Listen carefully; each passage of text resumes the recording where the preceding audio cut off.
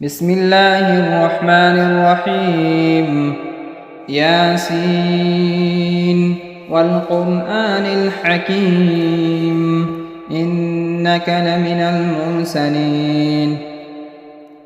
على صراط مستقيم تنزيل العزيز الرحيم لتنذر قوما ما أنذر آباؤهم فهم غافلون لقد حق القول على أكثرهم فهم لا يؤمنون إنا جعلنا في أعناقهم أغلالا فهي إلى الأذقان فهم مقمحون وجعلنا من بين أيديهم سدا ومن خلفهم سدا فأغشيناهم فهم لا يبصرون وسواء عليهم أأنذرتهم أم لم تنذرهم لا يؤمنون إنما تنذر من اتبع الذكر وخشي الرحمن بالغيب فبشره بمغفرة وأجر كريم إنا نحن نحيي الموتى ونكتب ما قدموا وآثارهم وكل شيء أحصيناه في إمام مبين واضرب لهم مثلا أصحاب القرية إذ جاءها المرسلون إذ أرسلنا إليهم اثنين فكذبوهما فعززنا بثالث فقالوا إنا إليكم مرسلون قالوا ما أنتم إلا بشر مثلنا وما أنزل الرحمن من شيء إن أنتم إلا تكذبون قالوا ربنا يعلم إنا إليكم لمرسلون وما علينا إلا البلاغ المبين قالوا إنا تطيرنا بكم لئن لم تنتهوا لنرجمنكم وليمسنكم منا عذاب أليم قالوا طائركم معكم أئن ذكرتم بل أنتم قوم مسرفون وجاء من أقصى المدينة رجل يسعى قال يا قوم اتبعوا المرسلين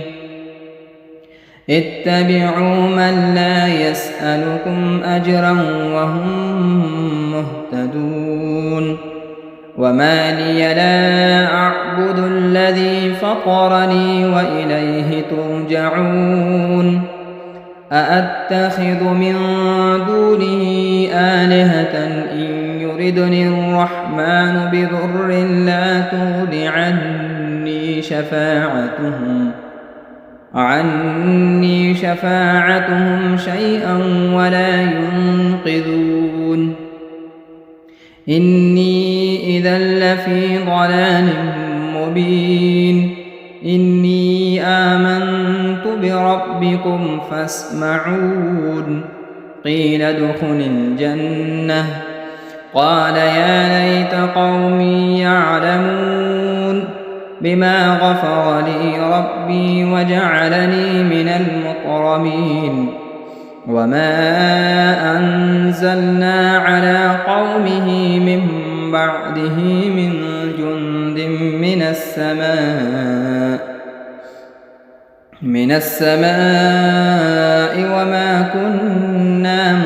منزلين إن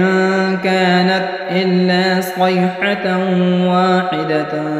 فإذا هم خامدون يا حسرة على العباد ما يأتيهم من رسول إلا كانوا به يستهزئون ألم يروا كم أهلكنا قبلهم من القرون أنهم إليهم لا يرجعون وإن كل لما جميع لدينا محضرون وآية لهم الأرض الميتة أحييناها وأخرجنا منها حبا فمنه يأكلون وجعلنا فيها جنات من نخيل وأعناب وفجرنا فيها من العيون ليأكلوا من ثمره وما عملته أيديهم أفلا يشكرون سبحان الذي خلق الأزواج كلها مما تنبت الأرض ومن أنفسهم ومما لا يعلمون وآية لهم الليل نسلخ منه النهار فإذا هم مظلمون والشمس تجري لمستقر لها ذلك تقدير العزيز العليم والقمر قدرناه منازل حتى عاد كالعرجون القديم لا الشمس ينبغي لها أن تدرك القمر ولا الليل سابق النهار وكل في فلك يسبحون وآية لهم أنا حملنا ذريتهم في الفلك المشحون وخلقنا لهم من مثله ما يركبون وإن نشأ نغرقهم فلا صريخ لهم ولا هم ينقذون إلا رحمة منا ومتاعا إلى حين وإذا قيل لهم اتقوا ما بين أيديكم وما خلفكم لعلكم ترحمون وما تأتيهم من آية من آيات ربهم إلا كانوا عنها معرضين وإذا قيل لهم أنفقوا مما رزقكم الله قال الذين كفروا للذين آمنوا أنطعم من لو يشاء الله أطعمه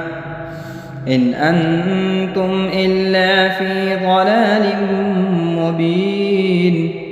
ويقولون متى هذا الوعد إن كنتم صادقين ما ينظرون إلا صيحة واحدة تأخذهم وهم يخصمون فلا يستطيعون توصية ولا إلى أهلهم يرجعون ونفخ في الصور فإذا هم من الأجداث إلى ربهم ينسلون قالوا يا ويلنا من بعثنا من مرقدنا هذا ما وعد الرحمن وصدق المرسلون إن كانت إلا صيحة واحدة فإذا هم جميع لدينا محضرون فاليوم لا تظلم نفس شيئا ولا تجزون إلا ما كنتم تعملون إن أصحاب الجنة اليوم في شغل فاكهون هم وأزواجهم في ظلال على الأرائك متكئون لهم فيها فاكهة ولهم ما يدعون سلام قولا من رب رحيم وامتازوا اليوم أيها المجرمون ألم أعهد إليكم يا بني آدم أن لا تعبدوا الشيطان إنه لكم عدو مبين وأن اعبدوني هذا صراط مستقيم ولقد أضل منكم جبلا كثيرا أفلم تكونوا تعقلون هذه جهنم التي كنتم توعدون اصلوها اليوم بما كنتم تكفرون اليوم نختم على أفواههم وتكلمنا أيديهم وتشهد أرجلهم بما كانوا يكسبون ولو نشاء لطمسنا على أعينهم فاستبقوا الصراط فأنى يبصرون ولو نشاء لمسخناهم على مكانتهم فما استطاعوا مضيا ولا يرجعون ومن نعمره ننكسه في الخلق أفلا يعقلون وما علمناه الشعر وما ينبغي له إن هو إلا ذكر وقرآن مبين لينذر من كان حيا ويحق القول على الكافرين أولم يروا أنا خلقنا لهم مما عملت أيدينا أنعاما فهم لها مالكون وذللناها لهم فمنها ركوبهم ومنها يأكلون ولهم فيها منافع ومشارب أفلا يشكرون واتخذوا من دون الله آلهة لعلهم ينصرون لا يستطيعون نصرهم وهم لهم جند محضرون فلا يحزنك قولهم إنا نعلم ما يسرون وما يعلنون أولم ير الإنسان أنا خلقناه من نطفة فإذا هو خصيم مبين وضرب لنا مثلا ونسي خلقه قال من يحيي العظام وهي رميم قل يحييها الذي أنشأها أول مرة وهو بكل خلق عليم الذي جعل لكم من الشجر الأخضر نارا فإذا أنتم منه توقدون أوليس الذي خلق السماوات والأرض بقادر على أن يخلق مثلهم بلى وهو الخلاق العليم إنما أمره إذا أراد شيئا أن يقول له كن فيكون فسبحان الذي بيده ملكوت كل شيء وإليه ترجعون بسم الله الرحمن الرحيم الرحمن علم القرآن خلق الإنسان علمه البيان الشمس والقمر بحسبان والنجم والشجر يسجدان والسماء رفعها ووضع الميزان ألا تطغوا في الميزان وأقيموا الوزن بالقسط ولا تخسروا الميزان والأرض وضعها للأنام فيها فاكهة والنخل ذات الأكمام والحب ذو العصف والريحان فبأي آلاء ربكما تكذبان خلق الإنسان من صلصال كالفخار وخلق الجان من مارج من نار فبأي آلاء ربكما تكذبان رب المشرقين ورب المغربين فبأي آلاء ربكما تكذبان مرج البحرين يلتقيان بينهما برزخ لا يبغيان فبأي آلاء ربكما تكذبان يخرج منهما اللؤلؤ والمرجان فبأي آلاء ربكما تكذبان وله الجوار المنشآت في البحر كالأعلام فبأي آلاء ربكما تكذبان كل من عليها فان ويبقى وجه ربك ذو الجلال والإكرام فبأي آلاء ربكما تكذبان يسأله من في السماوات والأرض كل يوم هو في شأن فبأي آلاء ربكما تكذبان سنفرغ لكم أيها الثقلان فبأي آلاء ربكما تكذبان يا معشر الجن والإنس إن استطعتم أن تنفذوا من أقطار السماوات والأرض فانفذوا لا تنفذون إلا بسلطان فبأي آلاء ربكما تكذبان يرسل عليكما شؤاد من نار ونحاس فلا تنتصران فبأي آلاء ربكما تكذبان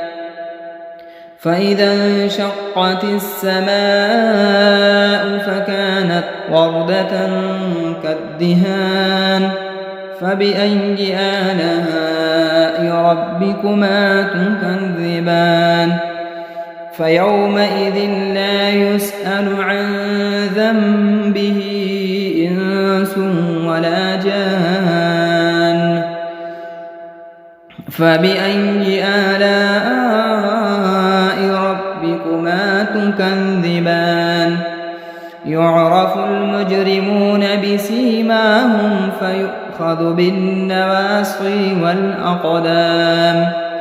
فبأي آلاء ربكما تكذبان هذه جهنم التي يكذب بها المجرمون يطوفون بينها وبين حميم آن فبأي آلاء ربكما تكذبان ولمن خاف مقام ربه جنتان فبأي آلاء ربكما تكذبان ذواتا أفنان فبأي آلاء ربكما تكذبان فيهما عينان تجريان فبأي آلاء ربكما تكذبان فيهما من كل فاكهة زوجان فبأي آلاء ربكما تكذبان متكئين على فرش بطائنها من استبرق وجنى الجنتين دان فبأي آلاء ربكما تكذبان فيهن قاصرات الطرف لم يطمثهن إنس قبلهم ولا جان فبأي آلاء ربكما تكذبان كأنهن الياقوت والمرجان فبأي آلاء ربكما تكذبان هل جزاء الإحسان إلا الإحسان فبأي آلاء ربكما تكذبان ومن دونهما جنتان فبأي آلاء ربكما تكذبان مدهامتان فبأي آلاء ربكما تكذبان فيهما عينان نضاختان فبأي آلاء ربكما تكذبان فيهما فاكهة ونخل ورمان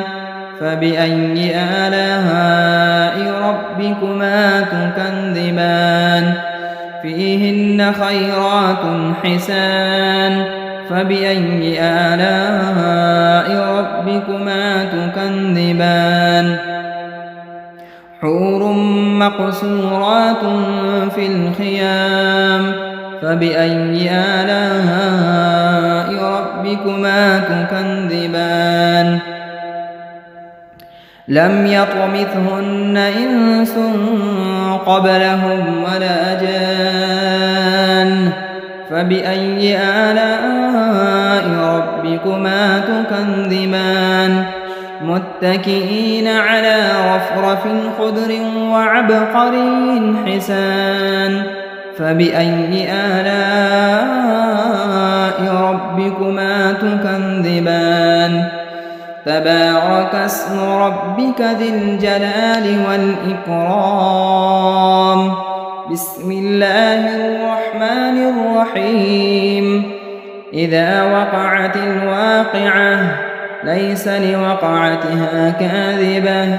خافضة رافعة إذا رجت الأرض رجا وبست الجبال بسا فكانت هباء منبثا وكنتم أزواجا ثلاثا فأصحاب الميمنة ما أصحاب الميمنة وأصحاب المشأمة ما أصحاب المشأمة والسابقون السابقون أولئك المقربون في جنات النعيم ثلة من الأولين وقليل من الآخرين على سرر موضونة متكئين عليها متقابلين يطوف عليهم ولدان مخلدون بأكواب وأباريق وكأس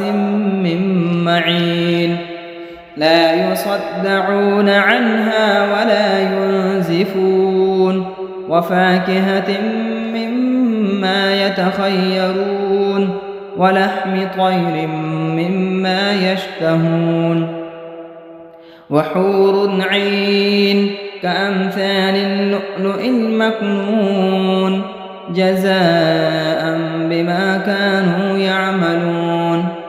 لا يسمعون فيها لغوا ولا تأثيما إلا قيلا سلاما سلاما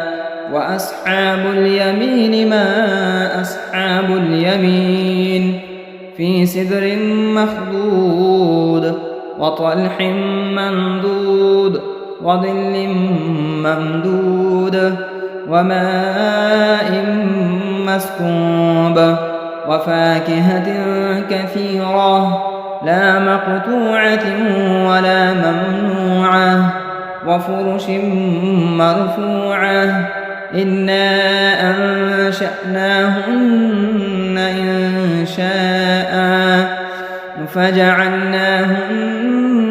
أبكارا عربا أترابا لأصحاب اليمين ثلة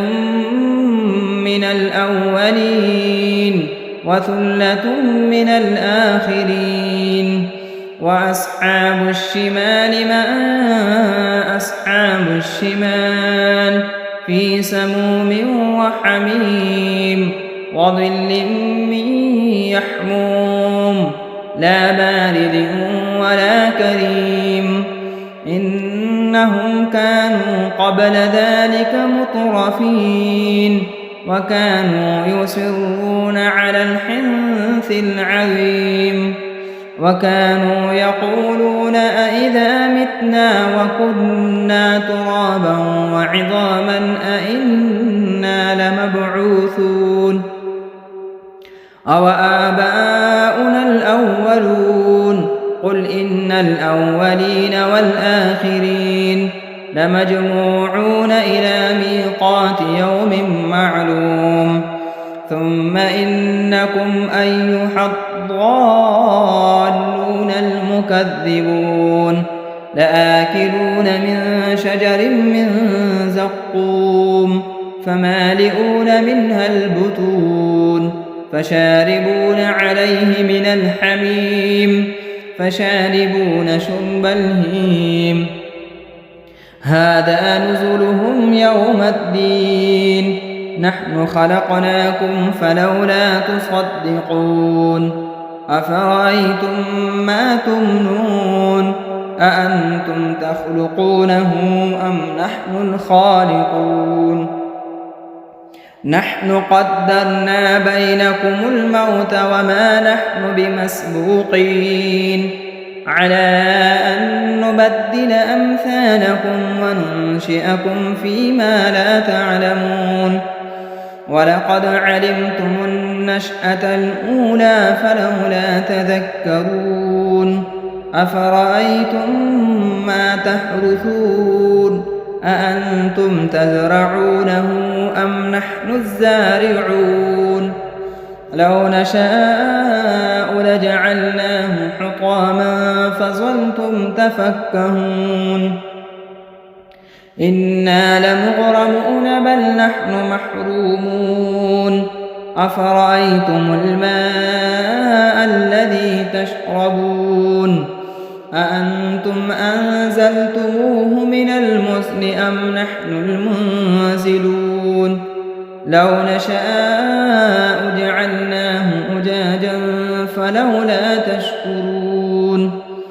أفرأيتم النار التي تورون أأنتم أنشأتم شجرتها أم نحن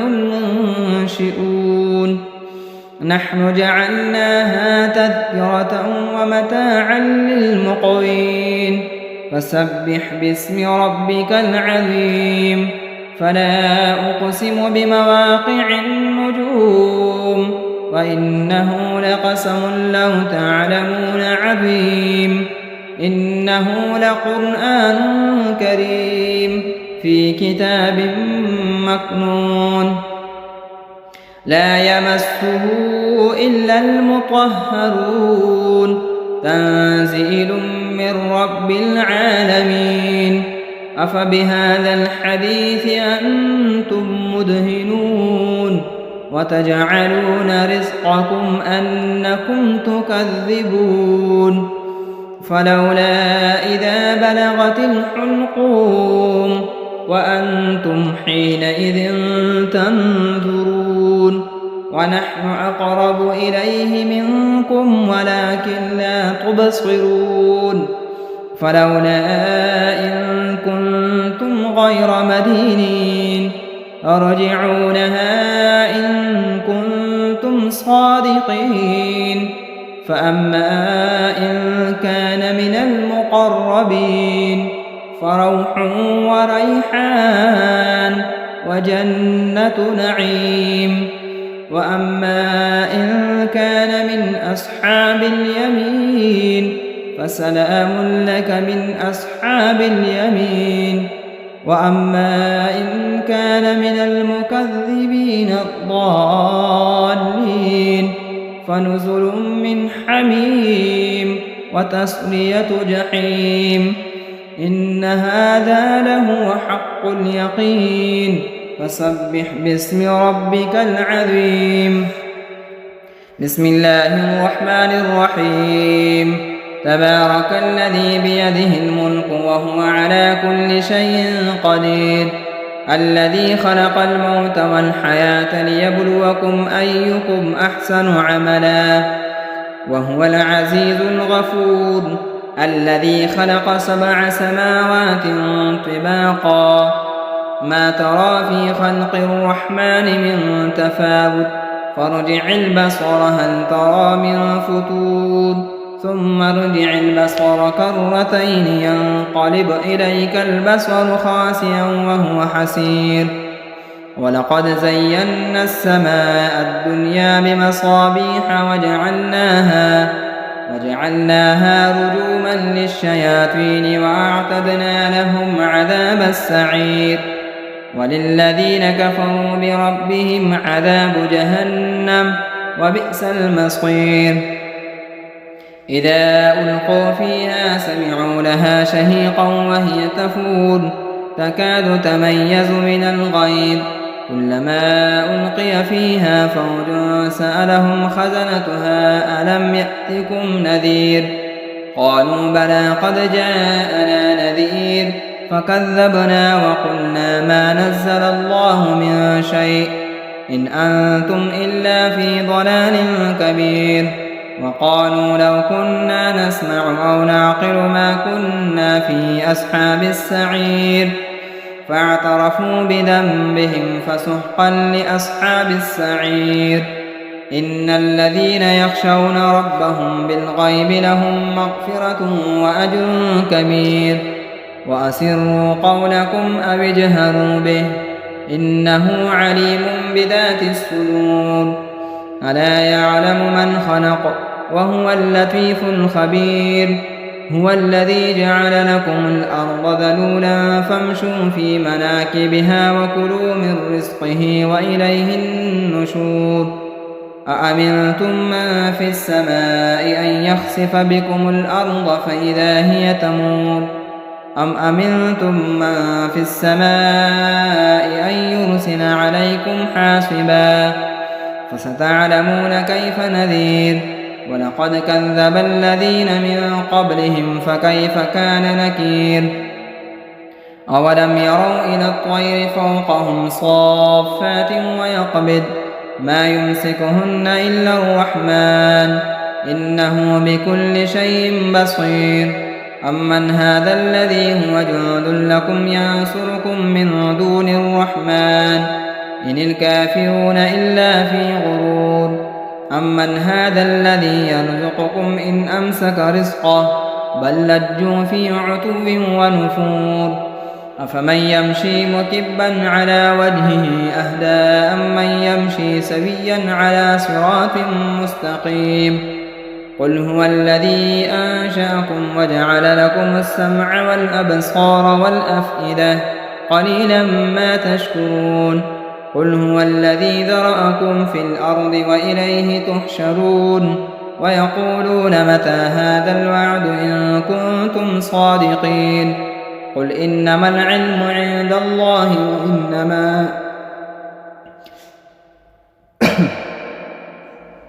وإنما أنا نذير مبين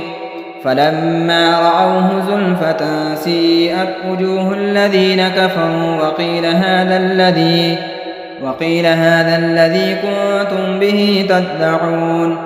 قل أرأيتم إن أهلكني الله ومن معي أو رحمنا فمن يجير الكافرين من عذاب أليم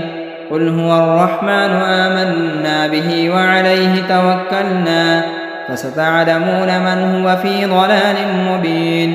قل أرأيتم إن أصبح ماؤكم غورا فمن يأتيكم بماء معين صدق الله مولانا العظيم.